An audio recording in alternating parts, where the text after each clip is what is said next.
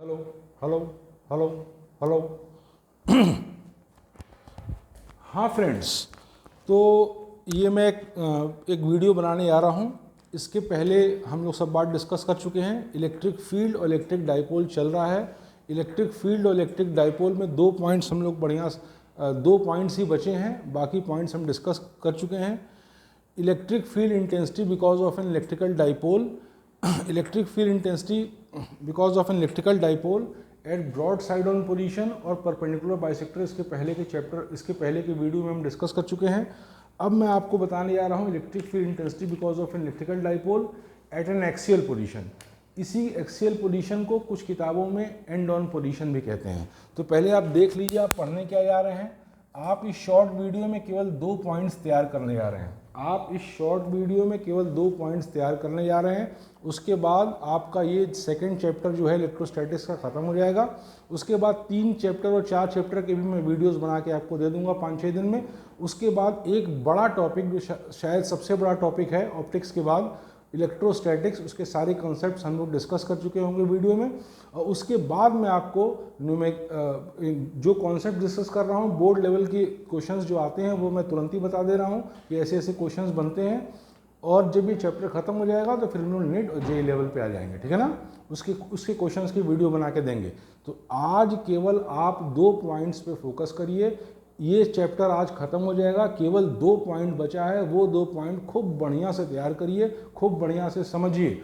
अगर आप बहुत ध्यान से देखेंगे तो एक ही गो में सब बातें क्लियर हो जाएंगी। तो देखिए मैं आपको सबसे पहले पढ़ाने क्या जा रहा हूँ, इस पर ध्यान दीजिए। मैं आपको पढ़ाने जा रहा हूँ electric field intensity. Electric field intensity से क्या मतलब है, ये प्रीवियस वीडियोज़ में मैं समझा चुका हूँ। Electric field intensity because of an electrical dipole, electric field intensity because of an electrical dipole at end on position, या इसी को कुछ किताबों में जो है एक्सियल पोजीशन भी कहते हैं। इलेक्ट्रिकल डाइपोल क्या होता है ये आप जानते हैं। इलेक्ट्रिकल डाइपोल में 2 equal and opposite charges are kept at a small distance apart. Electrical dipole क्या होता है ये आप जानते हैं। इसमें 2 इक्वल एंड अपोजिट चार्जेस जो होते हैं एक स्मॉल डिस्टेंस अपार्ट रखे जाते हैं। इस डिस्टेंस को बाय कन्वेंशन हम 2L कहते हैं। और सेंटर से L दूरी पे एक चार्ज और सेंटर से L दूरी पे दूसरा चार्ज होता है। ये इलेक्ट्रिकल डाइपोल है। इसके बारे में मैं प्रीवियस वीडियोस में डिस्कस कर चुका हूँ। अब आप पढ़ने क्या जा रहे हैं, आप पढ़ने जा रहे हैं electric field intensity. Electric field intensity का मतलब आप समझते हैं, मैं समझा चुका हूं। Because of an electrical dipole, एक इलेक्ट्रिकल डाइपोल की वजह से at end on position. End on position का क्या मतलब है मैं बता दे रहा हूं। इसी को कई किताबों में एक्सियल पोजीशन भी कहते हैं। एक्सियल पोजीशन का मतलब है डाइपोल एक्सिस के किसी पॉइंट पे। डाइपोल एक्सिस क्या होती है मैं पहले बता चुका हूँ, मेरे वीडियोस को लाइन से देखिए। डाइपोल एक्सिस वो इमेजिनरी लाइन होती है जो दोनों चार्जेस को ज्वाइन करती है और प्लस इन्फिनिटी से माइनस इन्फिनिटी तक एक्सटेंड करती है। ध्यान से देखिए, डाइपोल एक्सिस वो इमेजिनरी लाइन है जो दोनों चार्जेस को ज्वाइन करती है और प्लस इन्फिनिटी से माइनस इन्फिनिटी तक एक्सटेंड करती है। और डाइपोल एक्सिस एक वेक्टर क्वांटिटी है जिसका डायरेक्शन जो है, जिसका जो डायरेक्शन है वो निगेटिव से पॉजिटिव की ओर होता है। ये मैं आपको पहले की वीडियोस में बता चुका हूँ। अब आप देखिए इस डाइपोल एक्सिस के किसी पॉइंट पे, मान लीजिए ये कोई पॉइंट ए है। इस डाइपोल एक्सिस के किसी पॉइंट पे मान लीजिए ये पॉइंट ए है। इस पे इलेक्ट्रिक फील्ड इंटेंसिटी क्या होगी ये हम डिस्कस करने जा रहे हैं। तो सबसे पहले जानिए कि इलेक्ट्रिकल डाइपोल एक्सिस के किसी पॉइंट पे इलेक्ट्रिक फील्ड इंटेंसिटी जो होगी वो किसकी वजह से होगी, इस पॉजिटिव चार्ज और इस नेगेटिव चार्ज की वजह से होगी। एक इलेक्ट्रिक डाइपोल एक्सिस से किसी पॉइंट पर जो इलेक्ट्रिक फील्ड इंटेंसिटी होगी वो इस पॉजिटिव चार्ज और इस नेगेटिव चार्ज की वजह से होगी। ये तो क्लियर है। अब एक पॉइंट चार्ज की वजह से इलेक्ट्रिक फील्ड इंटेंसिटी उससे r दूरी पे 1/4πε0 Q/r², ये मैं प्रीवियस वीडियोस में बता चुका हूँ। तो अब वहीं से इतनी जानकारी, हाँ एक बात और कि जितने कॉन्सेप्ट्स मैं दे रहा हूँ ये आपके अगर वेल प्रिपेयर्ड होंगे तभी आप मेरे साथ जेई और नीट के क्वेश्चंस हैंडल कर पाएंगे, ठीक है ना। इसलिए मेरी वीडियोस को जो एक बार में समझ जाता है उसके लिए अच्छा है, जो 2-3 बार देखिए जिससे बेसिक्स एकदम क्लियर हो, क्योंकि सारे क्वेश्चंस बेसिक से ही लगते हैं, ठीक है ना। अब अगली बात देखिए इस पॉइंट पे हमको इलेक्ट्रिक फील्ड इंटेंसिटी निकालना है, तो इस पॉइंट पे इलेक्ट्रिक फील्ड इंटेंसिटी इस नेगेटिव और इस पॉजिटिव चार्ज की वजह से होगी, ठीक है ना। जैसा कि हम जानते हैं कि पॉजिटिव चार्ज की वजह से electric field intensity away from the charge होती है, इसको हम E1 मान लेते हैं, और इस नेगेटिव चार्ज की वजह से जो इंटेंसिटी होती है टुवर्ड्स द चार्ज होती है, इसको हम E2 मान लेते हैं। अब आप यहाँ पे साफ तौर से देख सकते हैं, फिर से सुनिए, इस पॉजिटिव चार्ज की वजह से इस पॉइंट पे intensity away from the charge होती है, हम पहले से आपको समझा चुके हैं, और इस नेगेटिव चार्ज की वजह से टुवर्ड्स द चार्ज होगी, ठीक है ना, क्योंकि electrical line of forces positive charge से दूर और नेगेटिव चार्ज की ओर आती हैं, ये ओपन कर्व्स होती हैं, ये डिस्कशन हो चुका है। अब आप देखिए कि इस पॉइंट पे इंटेंसिटी, दो इंटेंसिटीज हैं, एक E1 इधर, एक E2 इधर, लेकिन आप गौर से देखेंगे तो कि E2 बड़ी होगी। E2 बड़ी इसलिए होगी क्योंकि एक पॉइंट चार्ज की वजह से जो इंटेंसिटी होती है वो होती है 1/4πε0 Q/r²। तो देखिए ये फैक्टर और ये फैक्टर तो दोनों केस में सेम है, ये फैक्टर और ये फैक्टर तो दोनों केस में सेम है, दोनों पॉइंट चार्जेस के केस में सेम है, लेकिन ये फैक्टर जो है इस केस में कम है, ठीक है ना, इसलिए ये E2 जो होगी E1 से बड़ी होगी। फिर से देखिए, ये इलेक्ट्रिक फील्ड इंटेंसिटी एक पॉइंट चार्ज की वजह से क्या होती है, ये होती है, ये हम पहले डिस्कस कर चुके हैं। इन दोनों इंटेंसिटीज़ के केस में 1/4πε0 और Q, तो दोनों चार्जेस के केस में सेम है, डायपोल में इक्वल अपोजिट चार्जेस होते हैं। ये R जो है, जो distance of the point from the charge है, वो दोनों केस में वेरी कर रहा है। E2 के केस में लेस है, इसलिए E2 की इंटेंसिटी ज़्यादा होगी E1 से, और इस प्रकार से इस पॉइंट पे जो रिजल्टेंट इंटेंसिटी होगी उसका डायरेक्शन होगा, E नेट का डायरेक्शन होगा इधर। इतनी बात तो आप समझ गए। देखिए चीज़ें बहुत सिंपल हैं, सिंपल वे में हर बात को समझ लीजिए। क्वेश्चंस न्यूमेरिकल्स उठाइए तो क्या दिया है, क्या पूछ रहा है, पहले तो लैंग्वेज क्लियर होनी चाहिए, वो स्पष्ट हो जाए, और सीधे साधे फॉर्मूले हैं, सीधे साधे ट्रिक्स हैं, आपके सारे क्वेश्चंस लग जाएंगे, ठीक है ना।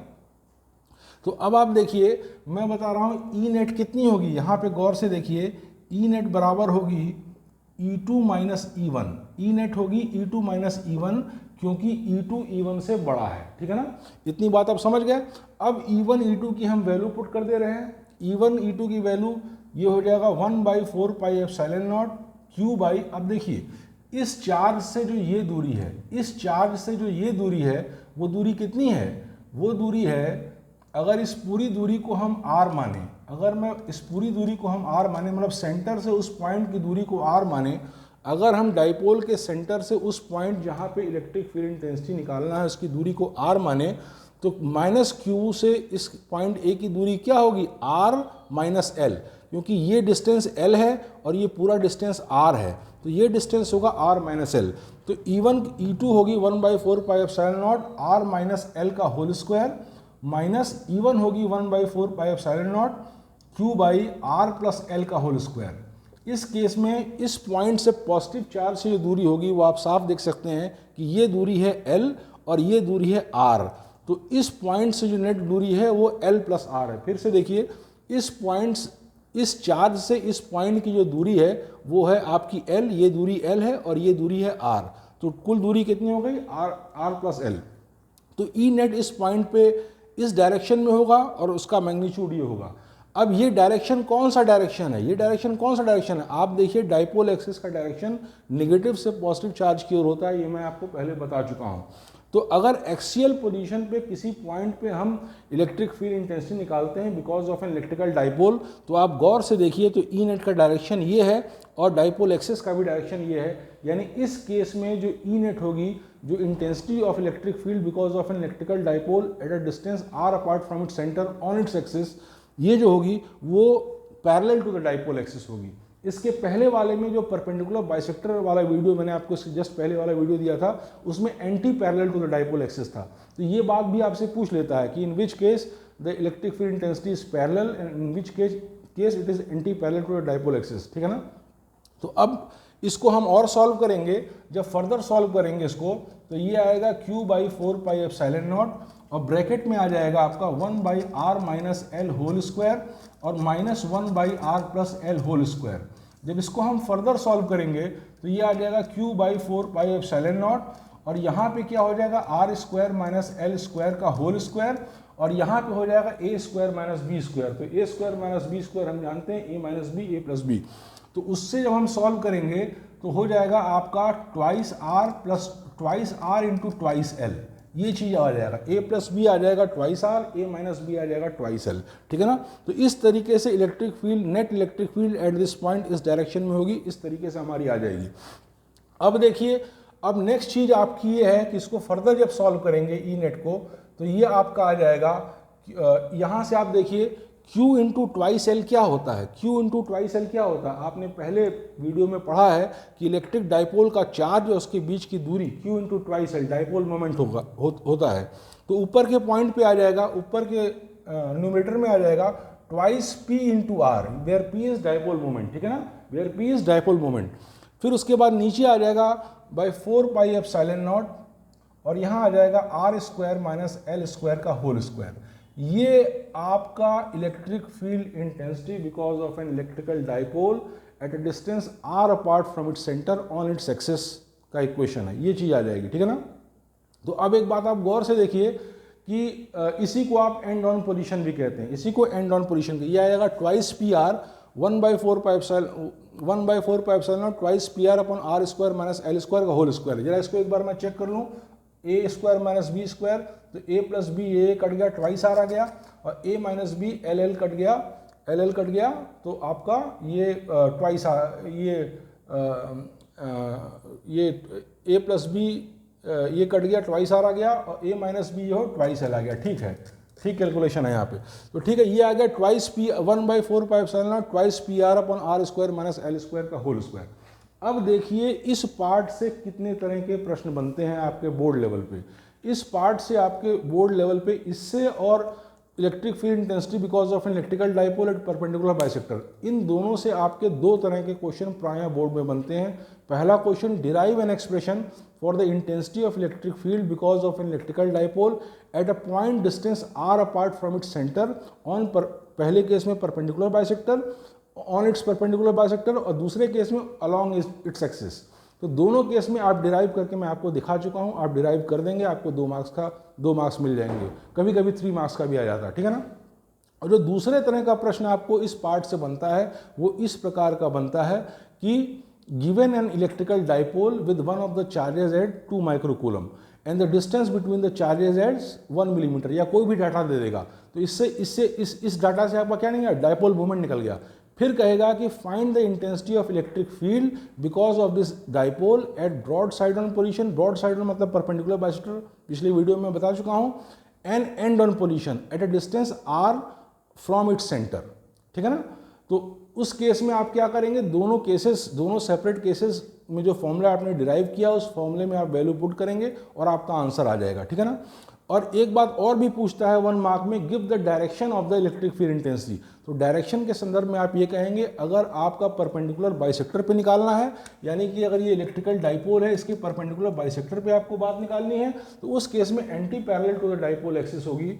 और अगर आपको एक्सियल पोजीशन पे निकालना है तो उस केस में parallel to the dipole axis होगी। तो इतने डिस्कशंस और इतने तरह के बोर्ड लेवल के क्वेश्चन आपके इस पार्ट से बनते हैं, मैं डिस्कस कर चुका हूं। एक बात और, कभी कभी दिया रहता है कि R is very very less than L। अगर R L से बहुत छोटा है, R is very very greater than L, sorry, R is very very greater than L। अगर R L से बहुत ज़्यादा बड़ा है, यानी उस पॉइंट पे जहाँ पे इंटेंसिटी निकालना है उसका डिस्टेंस सेंटर से बहुत ज़्यादा है डाइपोल लेंथ के रिस्पेक्ट में। फिर से सुनिए, अगर जिस पॉइंट पे इलेक्ट्रिक फील्ड इंटेंसिटी निकालना है उसका डिस्टेंस बहुत ज़्यादा है डाइपोल लेंथ के रिस्पेक्ट में, तो ऐसे केस में r square minus l square वाले फैक्टर में एल स्क्वायर को हम निगलेक्ट कर देते हैं और फिर आपका ई नेट आ जाता है। आप गौर से देखिए, twice p r upon 4 pi epsilon not, ये हो जाएगा आर पे पावर 4 और एक आर ऊपर था तो कट जाएगा, तो ये हो जाएगा आर क्यूब। तो ये intensity of electric field because of an electrical dipole है at a point distance r apart from its centre along its axis, ठीक है ना। ये फॉर्मूला तब आएगा जब R is very very greater than L, यानी वो पॉइंट जहां पे इलेक्ट्रिक फील्ड इंटेंसिटी निकालना है उसकी दूरी डाइपोल लेंथ से बहुत ज़्यादा है। ऐसे केस में आप इस फैक्टर को ओमिट कर सकते हैं और ये आपका आंसर आ जाएगा। तो अब देखिए, एक बात और आप गौर से देखिए कि पहले केस में जो इंटेंसिटी आई थी परपेंडिकुलर बाइसेक्टर में, पहली बात तो वो anti parallel to dipole axis थी, और एक्सियल पोजीशन पे पैरेलल टू डाइपोल एक्सिस है। एक बात और कि एक्सियल पोजीशन पे r दूरी पे और परपेंडिकुलर बाइसेक्टर पे r दूरी पे जो इंटेंसिटीज आएंगी वो एक्सियल पोजीशन पे जो आएगी वो परपेंडिकुलर बाइसेक्टर का 2 टाइम्स होगी, ठीक है ना। वो फॉर्मूले से क्लियर है, ठीक है ना। तो इतने डिस्कशन मैं कर चुका हूँ। अब एक लास्ट डिस्कशन इस चैप्टर का मैं कर देता हूँ और ये चैप्टर आज क्लोज, बेसिक लेवल पे चैप्टर क्लोज। 1% थोड़ी मोड़ी बातें बची हैं जो मैं आपको नेक्स्ट वीडियो में कर लूँगा, या मैं सारा इलेक्ट्रोस्टैटिक्स पढ़ा लूँगा तो मिसलिनियस करके आपको एक वीडियो दे दूँगा। उसमें 1% जो बातें जो आपको हम तुरंत स्ट्राइक करनी चाहिए अच्छे अच्छे क्वेश्चंस लगाने के लिए, उसको मैं डिस्कस कर लूँगा, ठीक है ना। तो फिलहाल आप ये देखिए कि मैं आपको एक और पॉइंट बताने जा रहा हूँ और उसके बाद ये चैप्टर आपका क्लोज हो जाएगा, ठीक है ना। तो इस तरीके से मैंने 2 चैप्टर्स आपको बेसिक लेवल पे खूब अच्छे से समझा दिया और 2 और समझा लेता हूँ। बेसिक लेवल पे समझाने के साथ मैंने बोर्ड लेवल के क्वेश्चंस जो पॉसिबल हैं वो भी डिस्कस कर दिया, ठीक है ना। वो तो याद ही रहते हैं। इसके बाद आपको जो इसका है वो बाद में, है ना। तो अब देखिए, अब आप ये देखिए कि मैं आपको बताने जा रहा हूँ अगली चीज़ बहुत गौर से देखिए। वो ये है, देखिए जिस पॉइंट पे फोकस कर रहे हैं केवल उसी के बारे में सोचिए, 10 चीज़ के बारे में मत सोचिए, ठीक है ना। तो अब आप देखिए मैं आपको नेक्स्ट बात बताने जा रहा हूँ कि अगर कोई इलेक्ट्रिक डाइपोल एक यूनिफॉर्म इलेक्ट्रिक फील्ड में रखा है, सबसे पहली बात यह है कि आप यूनिफॉर्म इलेक्ट्रिक फील्ड का मतलब समझ जाइए। अब आपको एक और पार्ट, अब मैं जो आपको नेक्स्ट पार्ट एक्सप्लेन करने जा रहा हूँ पहले उसका मतलब समझ लीजिए। ये पार्ट जो है, ये पॉइंट इस वीडियो में 2 ही पॉइंट थे, एक मैं एक्सप्लेन कर चुका हूँ, पॉसिबल क्वेश्चन बता चुका हूँ। अब ये दूसरा पॉइंट जो है इसका मतलब पहले आप समझ लीजिए। मैं आपको बताने जा रहा हूँ कि torque experienced bye an electrical dipole when kept in a uniform electric field. अगर किसी यूनिफॉर्म इलेक्ट्रिक फील्ड में एक इलेक्ट्रिकल डाइपोल को हम रख देते हैं तो उसके ऊपर कितना टॉर्क लगेगा वही हम कैलकुलेट करने जा रहे हैं, ठीक है ना। तो सबसे पहले आप ये समझ लीजिए कि यूनिफॉर्म इलेक्ट्रिक फील्ड से हमारा क्या मतलब है।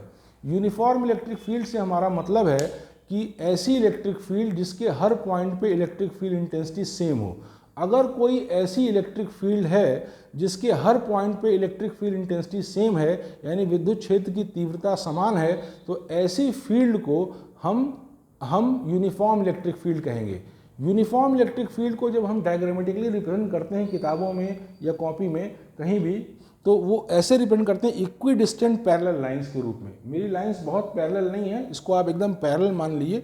इक्वी डिस्टेंट पैरेलल लाइंस के रूप में हम यूनिफॉर्म इलेक्ट्रिक फील्ड को डायग्रामेटिकली रिप्रेजेंट करते हैं। इस तरह से अगर कहीं किताब में दिया है, कहीं किसी क्वेश्चन पेपर में दिया है, तो इसका मतलब है यूनिफॉर्म इलेक्ट्रिक फील्ड, यानी ऐसी इलेक्ट्रिक फील्ड जिसके हर पॉइंट पे इलेक्ट्रिक फील्ड इंटेंसिटी सेम है, ठीक है ना। तो अब आप देखिए, अगर इस इलेक्ट्रिक फील्ड में कोई हम इलेक्ट्रिकल डाइपोल रख देते हैं, अगर इस इलेक्ट्रिक फील्ड में हम कोई इलेक्ट्रिकल डाइपोल रख देते हैं तो उस पर कितना टॉर्क लगेगा ये हम डिस्कस करने जा रहे हैं। तो मान लीजिए ये नेगेटिव चार्ज है, ये पॉजिटिव चार्ज है।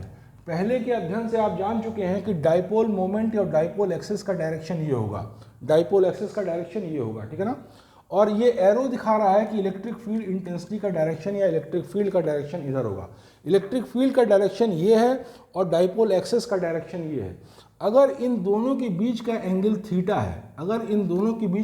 थीटा है, तो इस डाइपोल पे कितना टॉर्क एक्सपीरियंस्ड होगा, इस बात को हम डिस्कस करने जा रहे हैं, ठीक है ना। थोड़ी मोड़ी थ्योरी तो ऐसी भी होती है जो क्वेश्चंस के साथ बताई जाती है। तो जब मैं क्वेश्चंस हैंडल करूंगा तो 1% 2% की जो बातें होंगी वो इमीडिएट बता दूंगा कि देखिए इसमें ये है, इसमें ये है, इसमें ये बात आपको ध्यान में रखनी है, ठीक है ना। वो क्वेश्चंस के साथ ही प्रैक्टिस होती है, ठीक है। तो अब आप देखिए, सबसे पहली बात ये है कि इस बात को समझने के लिए आपको टॉर्क को समझना पड़ेगा।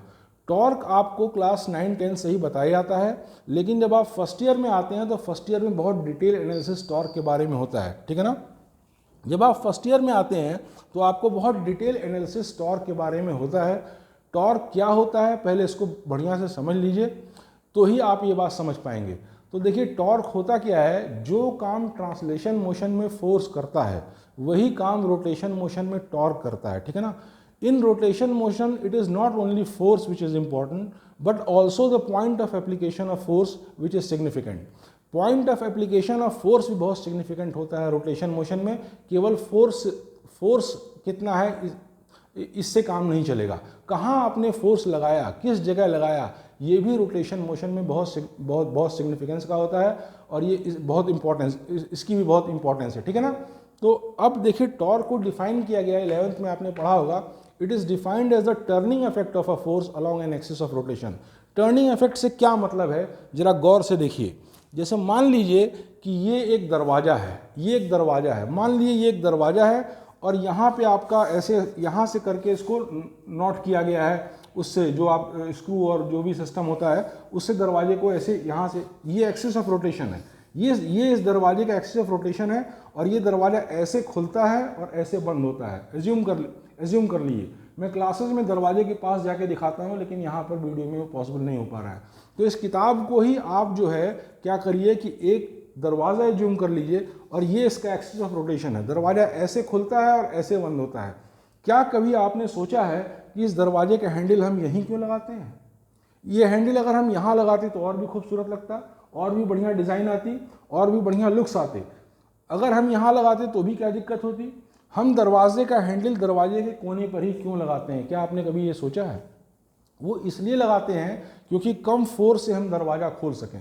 अगर यही हैंडल हम यहाँ लगाते तो कंपैरेटिवली ज़्यादा फोर्स लगता, और वही हैंडल अगर हम यहाँ लगाते तो और भी ज़्यादा फोर्स लगता, और वही हैंडल अगर हम एक्सिस ऑफ रोटेशन पे लगा लेते तो चाहे 10 हाथी मिलके खींचते तो भी ये दरवाज़ा टर्न नहीं करता, भले दरवाज़ा उखड़ जाता। और एज्यूम करिए कि परफेक्ट दरवाज़ा है जिसको किसी भी फोर्स से उखाड़ा नहीं आ सकता, तो इस एक्सिस ऑफ रोटेशन पे आप कितना भी फोर्स लगाएंगे ये दरवाज़ा टर्न नहीं करेगा, और इस एंड पे आप थोड़ा भी फोर्स लगा देंगे तो दरवाज़ा टर्न हो जाएगा। तो कहने का मतलब ये है कि रोटेशन मोशन में केवल ये इंपॉर्टेंट नहीं है कि आपने कितना फोर्स लगाया, ये भी इंपॉर्टेंट है कि आपने किस जगह फोर्स लगाया, ठीक है ना। तो टॉर्क को डिफाइन किया गया है turning effect of a force along an axis of rotation, ठीक है ना। तो इस तरीके की बातें हैं। अब आप देखिए टॉर्क को आप क्लास 9-10 में ही बहुत बढ़िया से बताया जाता है। देखिए तो बहुत बढ़िया से बताया जाता है कि torque is equal to r cross F. R cross F से हमारा ये मतलब है जहां एफ तो अप्लाइड फोर्स है और आर क्या है, perpendicular distance of the line of action of force from the axis of rotation. खूब बढ़िया समझिए, टॉर्क को मैथमेटिकली जब हम रिप्रेजेंट करते हैं तो आर क्रॉस एफ से, क्रॉस प्रोडक्ट और डॉट प्रोडक्ट ऑफ वेक्टर आप फर्स्ट ईयर में पढ़ चुके हैं, अब उसको हम डिटेल में इस समय बताने नहीं जाएंगे। Cross product of two vector r cross F क्या होगा, आर एफ साइन थीटा, और डॉट प्रोडक्ट क्या होगा, आर एफ कॉस थीटा। तो अब आप गौर से देखिए, टॉर्क को मैथमेटिकली रिप्रेजेंट करते हैं, ये लेटर को टाउ से कहते हैं, टाउ, और tau is equal to r cross F, ठीक है ना। Tau is equal to r cross F, where F is the applied force and r is the perpendicular distance of the line of action of force from the axis of rotation, ठीक है ना। ये होता है आपका torque. तो torque होगा r F sine theta. अगर वेक्टर आर और वेक्टर एफ के बीच एंगल थीटा है तो टॉर्क बराबर होगा आर एफ साइन थीटा। तो आप होपफुली आप टॉर्क समझ चुके होंगे। अब आप टॉर्क समझ गए हैं तो ये इस पॉइंट पर आइए। देखिए हर चीज़ लाइन बाय लाइन है, चीज़ें बहुत सिंपल हैं, उसमें कोई भी कॉम्प्लिकेशन नहीं है। बहुत क्लैरिटी से आपको बात समझिए जिससे आपको बार बार ना समझना पड़े, ठीक है ना। एक बार आप देखेंगे तो आपके दिमाग में हाँ ये ऐसे है, ठीक है ना। तो चीज़ें एकदम साफ होनी चाहिए, विजन एकदम क्लियर होना चाहिए, कोई भी कन्फ्यूजन्स नहीं होना चाहिए, जो भी पॉइंट है वो एकदम क्लियर, और तब फिर आप प्रॉब्लम्स को हैंडल करिए, आप कंफर्टेबल रहेंगे, ठीक है ना। तो अब आप देखिए, मैं आपको बता रहा हूँ कि आप पढ़ने क्या जा रहे हैं। आप पढ़ने जा रहे हैं torque experienced bye an electrical dipole. तो टॉर्क भी आप समझ गए, इलेक्ट्रिकल डाइपोल भी समझ गए। When kept in a uniform electric field. Uniform electric field का मतलब है ऐसी इलेक्ट्रिक फील्ड जिसके हर पॉइंट पे इंटेंसिटी सेम हो, इक्वल हो। तो मान लीजिए यूनिफॉर्म इक्वल इलेक्ट्रिक फील्ड ऐसे है। यूनिफॉर्म इलेक्ट्रिक फील्ड को हमने आपको पहले ही बताया कि इक्वी डिस्टेंट पैरेलल लाइंस के रूप में रिप्रेजेंट करते हैं, तो मैंने रिप्रेजेंट कर दिया। ये यूनिफॉर्म इलेक्ट्रिक फील्ड है, ये टॉर्क है, ये आपका डाइपोल है, और ये डाइपोल एक्सिस है। डाइपोल एक्सिस मैंने पहले ही बताया था कि नेगेटिव से पॉजिटिव की ओर रहता है, ठीक है ना। हर मेरी बात को कड़ी से कड़ी बनाते हुए चलिए, और ज़्यादा नहीं, 5-6 महीने में आपको सब कुछ आ जाएगा, ठीक है ना। तो अब देखिए -q से +q जो है ये आपका डाइपोल एक्सिस है। ये डाइपोल एक्सिस अगर इस यूनिफॉर्म इलेक्ट्रिक फील्ड के डायरेक्शन से थीटा एंगल बनाता है तो ऐसे केस में इसके ऊपर कितना टॉर्क लगेगा यही हम पढ़ने जा रहे हैं, ठीक है ना। तो अब इतनी बात आपको क्लियर हो चुकी होगी कि क्या पढ़ने जा रहे हैं। अब कैसे निकालेंगे वो देखिए, और उससे इस पार्ट से संबंधित कितने तरह के क्वेश्चन बोर्ड लेवल में आ सकते हैं उसका मैं ओरल डिस्कशन कर दूंगा, ठीक है ना। तो अब आप देखिए, सबसे पहले आप देखिए कि ये इलेक्ट्रिक फील्ड इंटेंसिटी अगर आप E मान रहे हैं तो इस पॉजिटिव चार्ज के ऊपर जो फोर्स लगेगा वो Q इंटू E होगा और उसका डायरेक्शन ये होगा। वो इसलिए है कि इलेक्ट्रिक फील्ड इंटेंसिटी की डेफिनेशन क्या है, force by charge. Electric field intensity की डेफिनेशन क्या है, फोर्स बाय चार्ज। तो चार्ज के ऊपर जो फोर्स लगेगा वो Q इंटू E होगा। अगर ये चार्ज Q है, इलेक्ट्रिक फील्ड इंटेंसिटी E है, तो इसके ऊपर लगने वाला फोर्स QE होगा, और चूंकि ये पॉजिटिव चार्ज है इसलिए डायरेक्शन ये होगा। उसी प्रकार से नेगेटिव चार्ज पे भी सेम मैग्नीट्यूड का फोर्स लगेगा, लेकिन फील्ड के डायरेक्शन के अपोजिट लगेगा। तो इसके ऊपर जो फोर्स लगेगा वो QE इधर Q लगेगा। ये दो बात तो आप समझ चुके होंगे, अच्छे से बढ़िया समझ चुके होंगे। अब देखिए, क्लास फर्स्ट ईयर में आपने रोटेशन मोशन में पढ़ा था कि एक्सिस ऑफ रोटेशन हम कोई भी एज्यूम कर सकते हैं, और हम नॉर्मली वो एक्सिस ऑफ रोटेशन एज्यूम करते हैं जहां से आपका मैक्सिमम फोर्सेस के द्वारा टॉर्क जीरो हो जाए, जिससे कि हमको कैलकुलेशन में आसानी हो। जीवन में आपका उद्देश्य क्या है, आपका उद्देश्य क्या है, चीज़ों को कठिन बनाना या आसान बनाना। तो जीवन में आपका उद्देश्य है चीज़ों को आसान बनाना, क्योंकि कठिनाइयाँ ऑलरेडी बहुत ज़्यादा है, ठीक है ना। पुराना मानव जो था वो सुबह से शाम केवल खाने के जुगाड़ में उसका दिन बीत जाता था, और आज की तारीख में बहुत तरह के चैलेंजेस और भी हैं। तो हमको जो है बाकी चीज़ों को सिंपल बनाना है, बाकी चीज़ों को ऐसा बनाना है कि उस पर हमारा ज़्यादा टाइम, एनर्जी और मनी वेस्ट ना हो, ठीक है ना। तो अब आप देखिए, मैं आपको बताने जा रहा हूँ कि अब ये फोर्स इसके ऊपर QE इधर, ये फोर्स इसके ऊपर QE इधर, और हम एक्सिस ऑफ रोटेशन कहाँ मान रहे हैं, एक्सिस ऑफ रोटेशन इस पॉइंट पे मान लेते हैं। अगर इसको हम एक्सिस ऑफ रोटेशन मान लेंगे तो ये फोर्स जो आप देख रहे हैं QE, अगर इसको एक्सिस ऑफ रोटेशन हम कहीं भी मान सकते हैं, हम अपने कन्वीनियंस के अनुसार उस जगह मानते हैं जहां हमको मिनिमम कैलकुलेशन करना पड़े।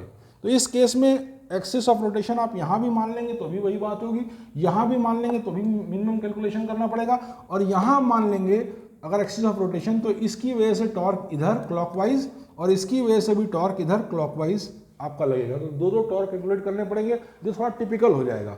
तो हम नॉर्मली एक्सिस ऑफ रोटेशन इसको मानते हैं, यहाँ से मान लिए ये एक्सिस ऑफ रोटेशन है, ठीक है ना। अब देखिए, अगर ये एक्सिस ऑफ रोटेशन है तो इस फोर्स के द्वारा लगा हुआ टर्निंग इफेक्ट या टॉर्क जीरो हो जाएगा, क्योंकि ये फोर्स जो है एक्सिस ऑफ रोटेशन से ही जा रहा है, ठीक है ना। अब इस फोर्स के द्वारा लगे हुए क्या कहते हैं, टर्निंग इफेक्ट को हम कैलकुलेट करने जा रहे हैं। तो आप गौर से देखिए, हमने ये परपेंडिकुलर लाइन ऐसे ड्रॉ की, ये line of action of force है। आप क्लास 8, 9, 10 में पढ़ चुके हैं कि line of action of force वो इमेजिनरी लाइन है जो फोर्स के डायरेक्शन में की ओर जाती है, प्लस इन्फिनिटी से माइनस इन्फिनिटी तक एक्सटेंड करती है, ठीक है ना।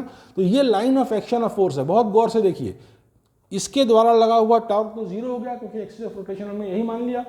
अब गौर से देखिए, ये line of action of force है। ये क्या है, line of action of force, और इसके ऊपर हमने परपेंडिकुलर डिस्टेंस परपेंडिकुलर ड्रॉ किया इस पॉइंट से, ठीक है ना। तो ये परपेंडिकुलर का लेंथ अगर मान लीजिए x है, और डाइपोल का total length bye convention twice L हम मानते ही हैं। तो अब आप देखिए, torque experience by this electrical dipole क्या होगा, कोई भी इसके द्वारा टॉर्क जीरो हो गया, इसके द्वारा जो भी टॉर्क होगा वही टॉर्क एक्सपीरियंस होगा, और इसके द्वारा टॉर्क एक्सपीरियंस क्या होगा, फोर्स इंटू फोर्स आर्म। आप टॉर्क से देख रहे हैं, टॉर्क क्या होता है, force into force arm cross force, ये आपका टॉर्क होता है। तो ठीक है, फोर्स तो आपको पता है QE, अब आप फोर्स आर्म निकाल लीजिए। क्या निकाल लीजिए, फोर्स आर्म। तो फोर्स आर्म निकालने के लिए अगर ये एंगल थीटा है, तो आप गौर से देखिए, अगर ये एंगल थीटा है तो आप देखेंगे कि क्या कहते हैं, ये एंगल आपका 180 माइनस थीटा होगा, ठीक है ना। ये एंगल अगर थीटा है तो ये एंगल 180 माइनस थीटा होगा, क्योंकि ये दोनों साइड्स पैरेलल है और ये लाइन इसको इंटरसेक्ट कर रही है। तो ये थीटा है तो 180 माइनस थीटा होगा। ये पूरा 180 है तो ये कितना हो जाएगा, थीटा। ये अगर थीटा है तो ये 180 माइनस थीटा होगा, और अगर ये 180 माइनस थीटा है, पूरा एंगल 180 है तो ये थीटा हो जाएगा। ये तो ऑब्वियस सी बात है, सिंपल ज्योमेट्री है, इतनी बात तो आप समझ ही रहे होंगे। तो अब नेक्स्ट बात देखिए, इस ट्राइंगल में देखिए, इस ट्राइंगल में ट्राइंगल ABC, इस ट्राइंगल में देखिए, ट्राइंगल ABC, ये एंगल 90 डिग्री है, ये एंगल 90 डिग्री है, ये थीटा है, ये थीटा है। तो हम साइन थीटा इसका निकाल रहे हैं। साइन थीटा क्या होगा, sine theta will be equal to this distance, यानी फोर्स आर्म। फोर्स आर्म को हमने x मान लिया, और उसके बाद बाई दिस डिस्टेंस, इस ये बाई कन्वेंशन ट्वाइस एल होता ही है, डाइपोल की लेंथ को बाई कन्वेंशन ट्वाइस एल ही हम लिखते हैं, ठीक है ना। तो अब देखिए इस प्रकार से आप देखेंगे तो ये फोर्स आर्म हो जाएगा ट्वाइस एल साइन थीटा। यहाँ तक की बात सबको समझ में आ गई। ये फोर्स आर्म जो होगा वो ट्वाइस एल साइन थीटा हो जाएगा, और फोर्स जो हमने निकाला वो Q इंटू ई है। फोर्स तो Q इंटू ई है, और फोर्स आर्म क्या है, ट्वाइस एल साइन थीटा।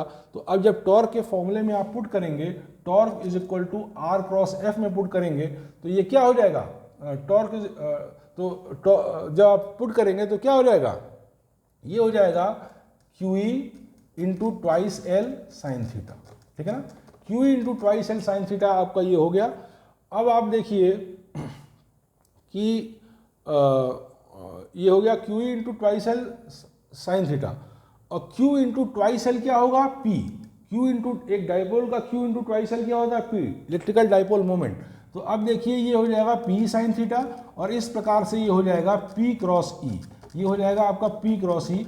और पी क्रॉस ई, जहाँ पी क्या है, जहाँ पे पी क्या है, पी जो है वो इलेक्ट्रिकल डाइपोल मोमेंट है डाइपोल का, और ई है इलेक्ट्रिक फील्ड इंटेंसिटी। यानी कि torque experience by an electrical dipole in a uniform electric field of intensity E is p cross E, where P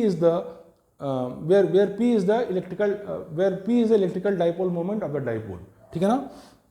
तो ये आपका टॉर्क, ये r cross F in general होता है, टॉर्क जो है r cross F in general होता है, लेकिन इस केस में जब आप इलेक्ट्रिकल उसमें लेंगे तो ये आपका हो जाएगा पी क्रॉस ई, पी क्रॉस ई या पी साइन थीटा, या P sine theta. This is the expression for the torque experienced bye an electrical dipole when kept in a uniform electric field. देखिए कोई इलेक्ट्रिकल डाइपोल को uniform electric field में रख देंगे तो उसके ऊपर कितना टॉर्क लगेगा, ये एक्सप्रेशन मैं यहाँ निकाल के आपको दिखा चुका हूँ, ठीक है ना।